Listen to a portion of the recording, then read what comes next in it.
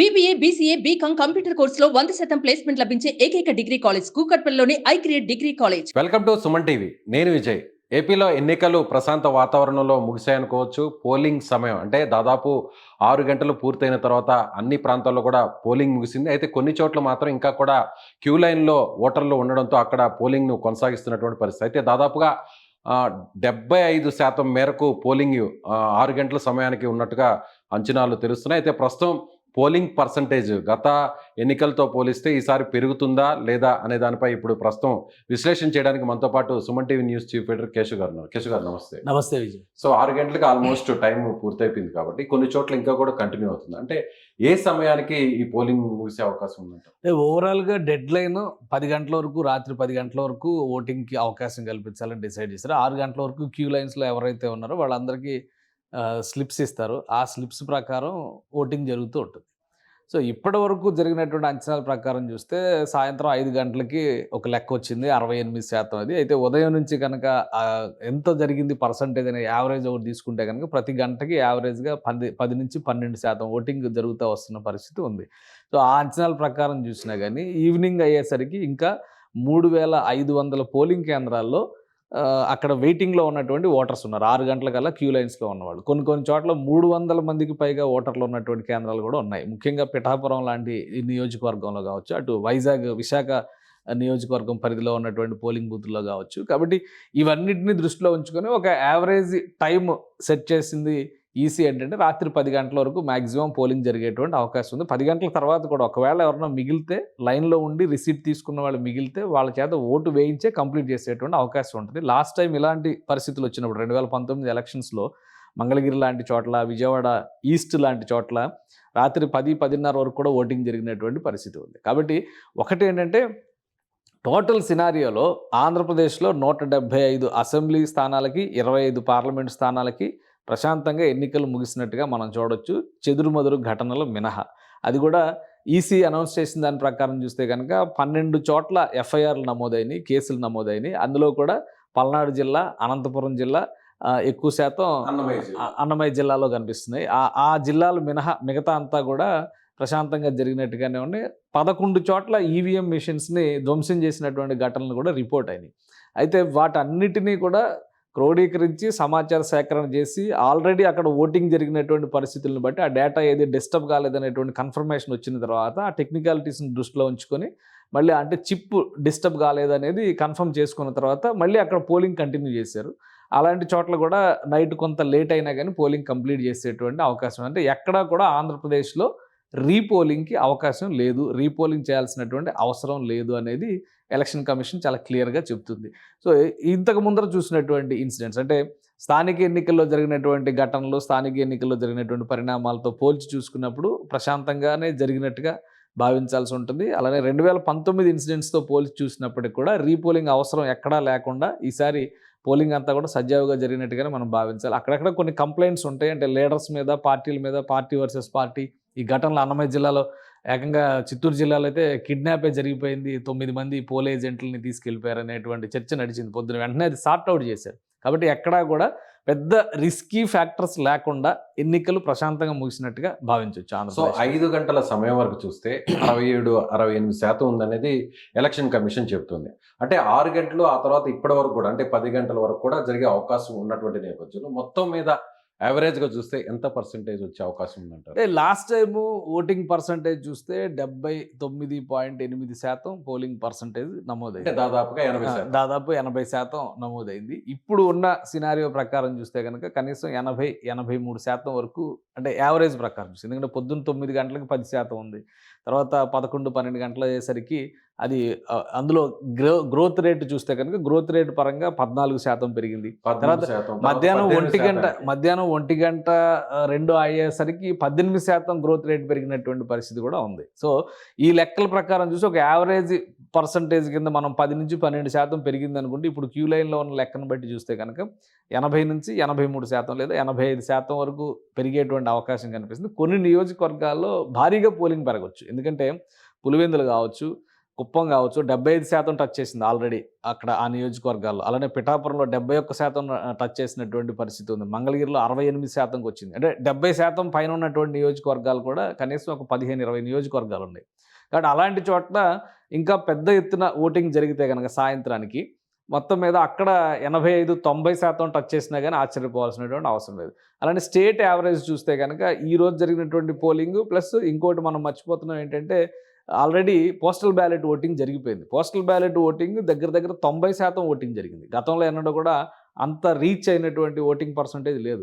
So అది ఇది అన్నీ కలిపి చూస్తే గనక ఆంధ్రప్రదేశ్‌లో ఈసారి 85% క్రాస్ చేసినా ఆశ్చర్యపోవాల్సినటువంటి అవసరం లేదు. కొన్ని నియోజకవర్గాల్లో అయితే ప్రాబ్లమ్స్ ఉన్నాయి. ఎందుకంటే మన్యం జిల్లాలో పార్వతీపురం మన్యం జిల్లాలో ప్రధానంగా వర్షం పెద్ద అడ్డంకి అయింది. అక్కడ 55%, 56%తోనే ఓటింగ్ ఆగిపోయినటువంటి పరిస్థితి. పైగా అక్కడ పెట్టినటువంటి టైం కూడా తక్కువ. మిగతా చోట్ల 6 గంటల వరకు ఉంటే అక్కడ 4 గంటలకి, కొన్ని చోట్ల 5 గంటలకే క్లోజ్ చేసినటువంటి 13 నియోజకవర్గాల్లో ముందుగానే క్లోజ్ అయింది ఓటింగ్ వేసేటువంటి టైం.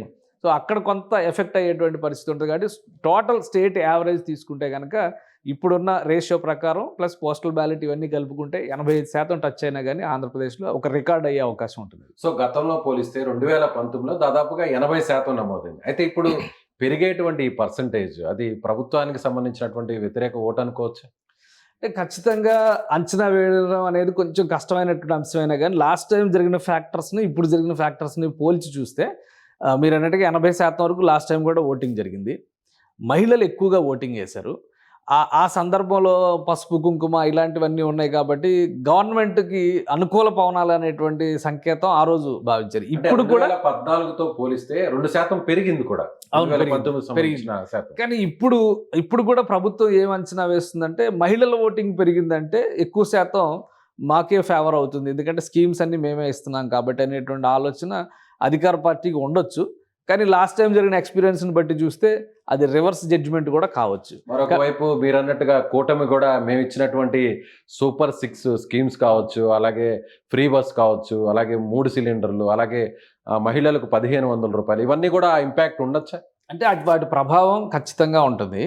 ఇక్కడ స్కీమ్స్ విషయంలో కానీ మేనిఫెస్టోల విషయంలో కానీ పెద్ద వేరియేషన్ లేదు. కాకపోతే కూటమి వైపు నుంచి ఇచ్చినటువంటి అష్యూరెన్స్లో ఒక పాజిటివ్ ఉంది, ఒక మైనస్ ఉంది. పాజిటివ్ ఏంటి అనేటువంటి విషయాన్ని మనం గమనించి చూస్తే కనుక ఇప్పుడు ఉన్నటువంటి ప్రభుత్వం ఇస్తున్న పథకాల కంటే కొంత ఇంప్రూవ్డ్ వెర్షన్స్ని కూటమి అనౌన్స్ చేసింది. నెగిటివ్ ఏంటి అంటే గతంలో కూడా అనౌన్స్ చేశారు, వీళ్ళు అమలు చేయరు అనేటువంటి క్రెడిబిలిటీ క్రైసిస్ సృష్టించేటువంటి ప్రయత్నం అధికార పార్టీ చాలా సమర్థంగా జనంలోకి తీసుకెళ్లేటువంటి ఎత్తుగడ వేసింది. సో దాన్ని ఎంత కౌంటర్ చేయగలిగింది కూటమి అనే దాని మీదే రిజల్ట్ ఆధారపడి ఉంటుంది. వేరియేషన్ పెద్దగా ఉండదు. వాళ్ళకో 30%, వీళ్ళకో 30% కన్సాలిడేట్ అయ్యి ఉంటుంది. మిగతా గేమ్ చేంజ్ అయ్యేదంతా మిగతా 30%, 40% మీదే ఉంటుంది. అయితే ఎక్కువ శాతం ఓటింగ్ జరిగింది కాబట్టి ఈ వేరియేషన్ ఏంటనేది ఆంధ్రప్రదేశ్లో ఇప్పటివరకు వచ్చినటువంటి సర్వేల్లో కూడా అన్డిసైడెడ్ ఓటర్స్ ఫ్యాక్టర్ దగ్గర దగ్గర 7%, 8% చూపించినటువంటి సర్వేలు కూడా ఉన్నాయి. అంటే ఎక్కువ మంది చివరి నిమిషం వరకు డిసైడ్ చేసుకోవాలి. కొంతమంది మనం పోలింగ్ బూత్ల దగ్గర జస్ట్ ఇంటరాక్ట్ అయితే కొంతమంది నిన్నటి వరకు ఫలానా అనుకున్నాను, కానీ అక్కడికి వెళ్ళినాక నాకు ఎందుకో ఇక్కడ వేస్తే బాగుంటుంది అనిపించి ఇలా వేసానని చెప్తున్న వాళ్ళు కూడా ఉన్నారు. సో ఇవన్నీ కూడా లాస్ట్ మినిట్ డిసైడింగ్ ఫ్యాక్టర్స్ అవుతుంది. ఈ పర్సంటేజ్ ఎంత ఉంటుంది అనే దాన్ని బట్టి రిజల్ట్ ఆధారపడేటువంటి అవకాశం ఉంటుంది. ఎవరైనా కానీ ఇప్పుడు వాళ్ళు చెప్పింది నమ్మాల్సిన అవసరం లేదు, వీళ్ళు చెప్పిందే నమ్మాల్సినటువంటి అవసరం లేదు. కానీ for the benefit of the state, Andhra Pradesh భవిష్యత్తు కోసం, ఆంధ్రప్రదేశ్ రాష్ట్ర ప్రజల భవిష్యత్తు కోసం ఏం చేస్తే మంచిదని ప్రజలు ఆలోచించాలి. ఒకటి. రెండోది ఏంటంటే ఓటింగ్లో మహిళలు ఎంత ఎక్కువ మంది పాల్గొన్నారో అదే స్థాయిలో యువ ఓటర్లు కూడా ఉన్నారు. 10.5 లక్షల మంది ఓటర్లు ఈసారి ఆంధ్రప్రదేశ్లో కొత్తగా ఓటింగ్ వేశారు.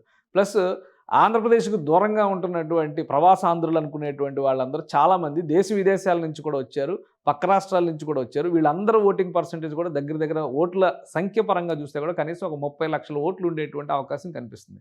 ఇవన్నీ ఎటు పడబోతున్నాయి అనేది ఇక్కడ ఇంపార్టెంట్ ఫ్యాక్టర్ అవుతుంది. ఇంతమంది వెళ్ళి జగన్ ప్రభుత్వానికి మద్దతు పలికారా, లేదంటే ప్రభుత్వ వ్యతిరేకతను చూపించేటువంటి ప్రయత్నం చేశారా? ఇది నెక్స్ట్ లెవెల్లో అర్థమయ్యేటువంటి అంశం. ఈ అంశాల మీద ఆధారపడే రేపు రిజల్ట్ ఉంటుంది. ఎవరికి వారు ధీమా వ్యక్తం చేస్తున్నారు. అన్నిటికంటే ఇక్కడ ప్రజాస్వామ్యం గెలిచింది. ఎందుకంటే ఎలక్షన్ కమిషన్ ఈ ఎన్నికల్ని ఎలా నిర్వహించగలుగుతుంది అనేటువంటి సందేహం చాలామందిలో ఉంది. స్థానిక ఎన్నికల్లో జరిగినటువంటి పరిస్థితులను చూసినాక అభ్యర్థులను ఎత్తుకుపోవడం, అలానే దొంగ సంతకాలు పెట్టి నామినేషన్స్ విత్డ్రా చేయడం, ఇలాంటి సంఘటనలు అనేకం జరిగినాయి. ఎక్కడా కూడా చర్యలు కనబడలేదు. ఎవరిని నిర్బంధించి దానికి శిక్ష వేసేటువంటి ప్రయత్నాలు జరగలేదు. కనీసం ఎన్నికను రద్దు చేసేటువంటి ప్రయత్నాలు కూడా జరగలేదు. కాబట్టి ఫెయిర్ ఎలక్షనా కాదా అనేటువంటి సందేహం ఇప్పటివరకు అందరికీ ఉంది. కానీ ఈ రోజు జరిగినటువంటి ఎన్నిక విషయంలో ఏంటంటే అన్ని పార్టీల వారు కూడా ఎన్నిక జరిగినటువంటి తీరుపైన సంతృప్తిని వ్యక్తం చేస్తున్నారు. సో అక్కడ వరకు ఎలక్షన్ కమిషన్ సక్సెస్ అయినట్టే. ప్లస్ ఓటరు ప్రజాస్వామ్య పద్ధతిలో స్వేచ్ఛగా 90% మంది 95% మంది ఓటు వేశారు. ఎక్కడో ఒక 4-5% కొంత ఎఫెక్ట్ అయి ఉండొచ్చు. కొంతమంది దురుసుగా ప్రవర్తించడం వల్ల ఇబ్బంది పడినటువంటి సందర్భాలు ఉండొచ్చు. కొంతమంది ఈగోకి వెళ్ళి కొన్ని చోట్ల చేసినటువంటి విధ్వంసాలు ఉంటే ఉండొచ్చు. కానీ 95% మంది ఓటర్లు కూడా స్వేచ్ఛగా ఓటు వేశారు. కాబట్టి రిజల్ట్ ఎలా వచ్చినా కానీ ఇక్కడ వరకు అయితే ప్రజాస్వామ్యం గెలిచింది. కాబట్టి నెక్స్ట్ స్టెప్ ఇంకొక 15 రోజులు ఆగాల్సి ఉంటుంది. మ్యాక్సిమం ఇంకో 16 రోజులు అనుకుంటా. ఎందుకంటే ఇది 4th ఫేజ్ కంప్లీట్ అయింది. 5th ఫేజ్ 20వ తారీఖున ఉంది. 26న 6th ఫేజ్ ఉన్నట్టుంది. ఫస్ట్ మళ్ళీ లాస్ట్ ఫేజ్ ఓటింగ్ జరుగుతుంది. కాబట్టి 4వ తారీఖు వరకు ఈ సస్పెన్స్ టెన్షన్ వాతావరణం అయితే ఉంటుంది. బట్ ఇక్కడ వరకు జరిగినటువంటి విధానం విషయంలో మాత్రం ఎలక్షన్ కమిషన్ని డెఫినెట్గా అప్రిషియేట్ చేయాలి. సో రీపోలింగ్ లేదు అని కూడా దాదాపుగా ఎన్నికల ప్రధాన అధికారి ఎంకే మీనా గారు కూడా చెప్పారు. సో దీన్ని చూస్తే ఒక రకంగా సక్సెస్ఫుల్గా ముగిసాయనుకోవచ్చా ఎన్నికలు? 100% సక్సెస్ఫుల్ కంప్లీషన్ కింద మనం చూడాలి. చాలా పెద్ద యంత్రాంగం. ఎందుకంటే ఎలక్షన్ కమిషన్ అంటే అదేదో బయట నుంచి వచ్చి ఒక పెద్ద వ్యవస్థ నడిపి ఇప్పుడున్న వ్యవస్థని తన నియంత్రణలోకి తీసుకొని అందరిలోనూ ఒక కాన్ఫిడెన్స్ బిల్డప్ చేసేటువంటి ప్రయత్నం చేయడం. అలానే ఆంధ్రప్రదేశ్లో రాజకీయంగా జరుగుతున్నటువంటి అనేక రగడలు మనం చూస్తున్నాం. నేరుగా బాహాబాహికి దిగుతున్నటువంటి నాయకులు చూస్తున్నాం. వాళ్ళు మాట్లాడుతున్నటువంటి విధానం చూస్తున్నాం. సో ఓటర్లోనూ ఒక సందేహం ఉంది. అక్కడ ఎన్నిక జరిగే తీరుపైన అనేక సందేహాలు ఉన్నాయి ఇప్పటివరకు. కానీ వాటన్నిటిని అధిగమించి ఎన్నికల కమిషన్ మాత్రం సమర్థంగా నిర్వహించగలిగింది. అలానే దానికి తగ్గట్టుగా ఓటింగ్ పర్సంటేజ్ కూడా చాలా పెరిగే అవకాశం కనిపిస్తుంది. కనీసం ఒక 3-5% వరకు పెరిగేటువంటి సంకేతాలు కనిపిస్తున్నాయి. సో ఇది మంచి సైన్. ఎందుకంటే ఓటు హక్కు వినియోగించుకోవడం. ఈరోజు ఆంధ్రప్రదేశ్లో ఓటింగ్ గురించి మాట్లాడుతున్నాం మనం.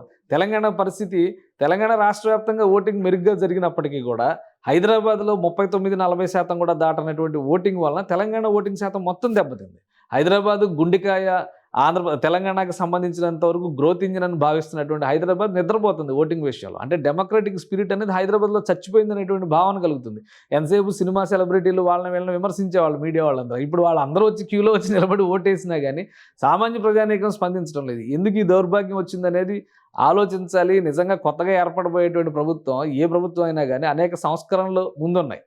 ఒకవైపు జాతీయ స్థాయిలో చూస్తే డీలిమిటేషన్ని అమలు చేసే పరిస్థితి ఉంది. మహిళా రిజర్వేషన్ అమలు చేసేటువంటి పరిస్థితి. జమిలీ ఎన్నికలపైన చర్చ జరిగి ఇంకొక అడుగు ముందుకు పడినా కానీ ఆశ్చర్యపోవాల్సినటువంటి ఇలాంటి సందర్భంలో ఓటు వేయని వాడికి పౌర హక్కుల్ని తీసేసేటువంటి చట్టం ఏదన్నా రావాలి.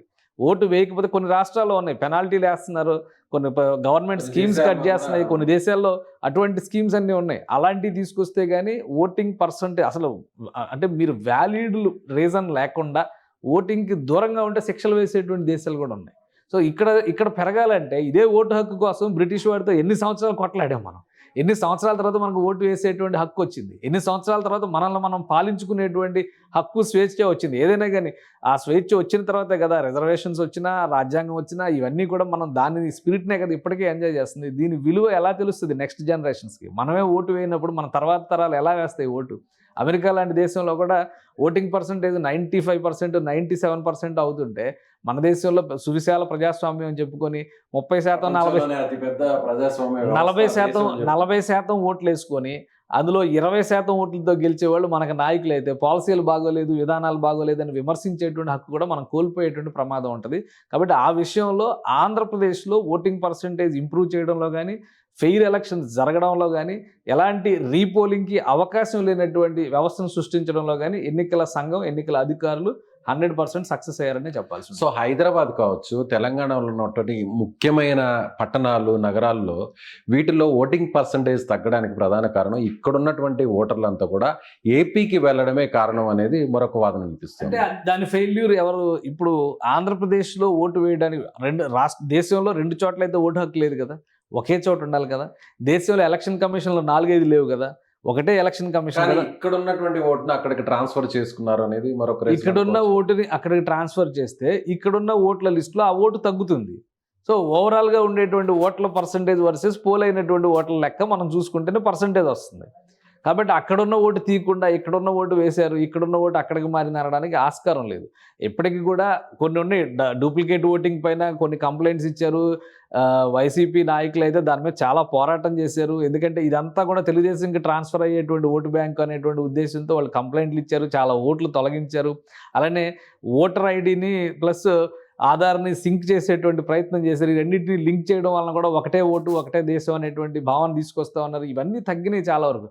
అయినా డూప్లికేట్ ఓటింగ్ అంటున్నారు. పాత బస్తీలో 6.5 లక్షల ఓట్లు ఉన్నాయని చెప్పని బాహాటంగానే ప్రకటిస్తున్నారు. మరి ఎవరు సంస్కరించాలి దాన్ని? ఆ మార్పులు తీసుకొచ్చేటువంటి బాధ్యత ఎవరిపైన ఉంది? దాన్ని బూచిగా చూపించి ఓటింగ్ పర్సంటేజ్ పెరగకపోవడాన్ని నేరంగా చెప్పడానికి అవకాశం లేదు. తెలంగాణలో ఉన్నటువంటి లేదా హైదరాబాద్ చుట్టుపక్కల నివసించేటువంటి ఆంధ్రప్రదేశ్ నుంచి వచ్చినటువంటి వలసజీవులందరూ కూడా ఆంధ్రప్రదేశ్కి వెళ్ళి ఓటేశారు కాబట్టి తెలంగాణలో పర్సంటేజ్ పడిపోయింది అనడం కూడా కరెక్ట్ కాదు. ఎందుకంటే ఇక్కడ ఉన్న వాళ్ళకే ఇక్కడ ఓటు హక్కు ఇచ్చారు. వాళ్ళు బయటకు వచ్చి ఓటు వేయలేదు అనేటువంటి అభిప్రాయం ఉంది. ఇంకోటి కూడా ఉంది. వైజాగ్లో కూడా, విశాఖలో కూడా ఇవాళ ఉదయం నుంచి చాలా తక్కువ ఓటింగ్ పర్సంటేజ్ వచ్చింది. అక్కడ కూడా చాలామంది సెంట్రల్ కేంద్రీయ సంస్థలు ఉండడం అనేది, అక్కడి నుంచి నార్త్ నుంచి వచ్చినటువంటి ప్రజలు ఉండడం అనేది, వాళ్ళు ఎవరు కూడా ఓటు హక్కును వినియోగించుకునే దానిపైన ఆసక్తి చూపించడం లేదు. అందుకనే మ్యాండేటరీగా మీ ఓటు హక్కును వినియోగించుకోకపోతే మీ పౌర హక్కులు కోల్పోతారనేటువంటి చర్యలు ఉంటేనే ఉంటాయి. మనం చాలా చట్టాలు చేస్తున్నాం కదా, ఇది చాలా ముఖ్యమైన చట్టం కదా. ఎందుకంటే ఇందులో కూడా కొన్ని సమస్యలు ఉన్నాయి. ఒకవేళ 99% మంది ప్రజలు ఓటింగ్ వేస్తే ఈ మ్యానిపులేషన్స్కి రాజకీయ నాయకులకు అవకాశం ఉండదు. చాలా వరకు వాటిని రెగ్యులేట్ చేయాల్సినటువంటి పరిస్థితి వస్తుంది. అనివార్యంగా దాన్ని నియంత్రించేటువంటి అవకాశం ప్రజల చేతిలోకి వస్తుంది. అందుకనే వాళ్ళు కూడా అలాంటి వాటి మీద చట్టాలు చేయరు. మిగతా అనేక అంశాల మీద చట్టాలు చేస్తారు, కానీ వీటిని మాత్రం పక్కన పెట్టేటువంటి పరిస్థితి ఉంటుంది. కానీ ఒకటి ఏంటంటే, ఓటర్ చైతన్యం అనేది ప్రజాస్వామ్యానికి శ్రీరామ రక్ష లాంటిది. ఓటర్ చైతన్యం లేకపోయినా ఓటు నాకు అవసరం లేదనేటువంటి భావన ఉన్నా కానీ ఇవన్నీ కూడా కొత్త సమస్యలకి దారితీసేటువంటి పరిస్థితి ఉంటుంది. అందుకనే వ్యవస్థని బలోపేతం చేయాలి, ప్రజాస్వామ్యబద్ధంగా నడిపించాలంటే కనుక ఖచ్చితంగా దానిపైన పాలకులు దృష్టి పెట్టాల్సినటువంటి అవసరం ఉంది. కుంటి సాకులు కాకుండా ఓటింగ్ పర్సంటేజ్ పెంచడం గురించి మనం ఏం చేయాలనేటువంటి దానిపైన ఖచ్చితంగా ఫోకస్ చేయాలి. Right sir, thank you so much. So తెలంగాణలో ఓటింగ్ పర్సంటేజ్ తగ్గినప్పటికి కూడా ఏపీలో మాత్రం ఎన్నికల కమిషన్ అలాగే అధికారులందరూ కూడా సమర్థవంతంగా పనిచేశారు. అలాగే రాజకీయ పార్టీలన్నీ కూడా ఓటింగ్ని పెంచడానికి కూడా వారు పనిచేశారని కేశవ్ గారు విశ్లేషిస్తున్నారు. Thank you so much. Suman టీవీలో మీ పర్సనల్ అండ్ బిజినెస్ ప్రమోషన్స్ కోసం కింది నెంబర్కి కాంటాక్ట్ చేయండి.